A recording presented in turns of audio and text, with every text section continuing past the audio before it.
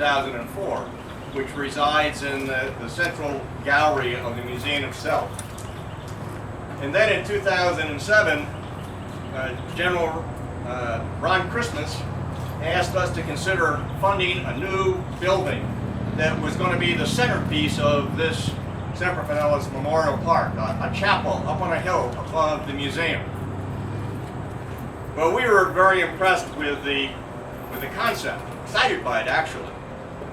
But I was a little reluctant and struggled with the decision because the commitment was far greater than what I had been contemplating at that point in time. But General Christmas and Sandy double-teamed me.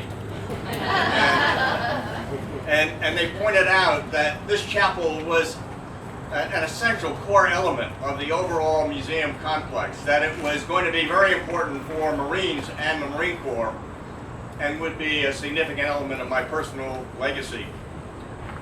So how do you argue with those kinds of judgments? And so we took a deep breath, swallowed hard, and stepped up and never looked back. Sandy and I were deeply involved in the design and final plans of the chapel and closely monitored its evolution through construction to ensure that the finished facility was the inspiring kind of structure that we had all envisioned. And I think, as some of you know, the Commandant and really a large percentage of the Marine leadership was here at the dedication ceremony on October 22nd, 2009. It was really a remarkable event. As you can see, the chapel is located on a beautiful and peaceful setting that encourages contemplation and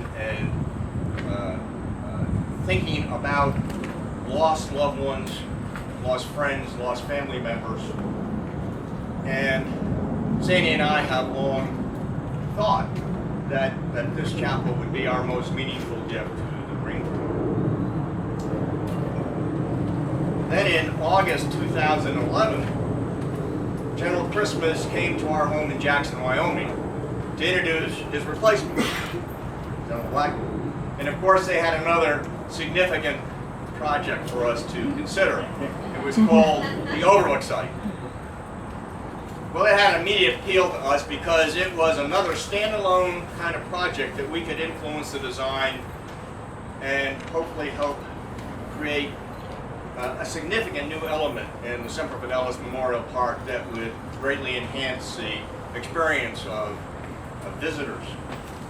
And from our initial investigations, it looks like it will provide really impressive views of the entire grounds, particularly the museum itself and of course the chapel, and will also be a pretty unique setting for special ceremonies like promotions and perhaps awards. Well, as it turns out, this project was incorporated with a number of other capital improvements, including the new Heritage Parkway entrance for the museum.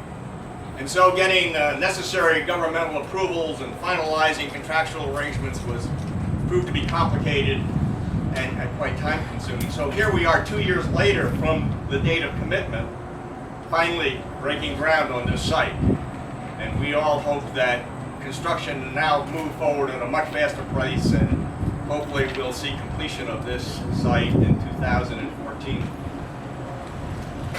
It is for us an honor to be able to contribute, at least in some small way, to the preservation of the great heritage of our Corps, and to assist General Blackman and the Board of Directors of the Marine Corps Heritage Foundation in fulfilling their lofty vision.